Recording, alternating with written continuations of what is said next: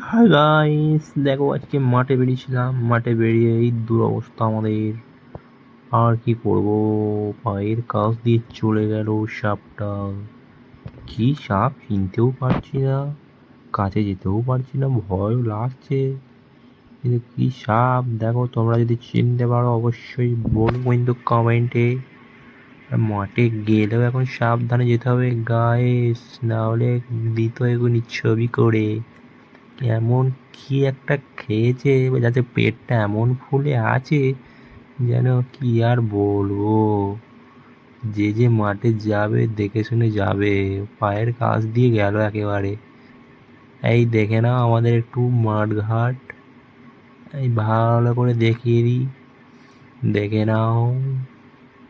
দাঁড়াও আরেকবার সাপটাকে তোমাদের দেখাই। এই কোথায় গেলি রে? আয় আয় আয় আয় আয় আয়।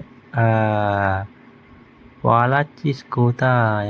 আয়, দেখ, আমাকে দেখ, এদিকে তাকা।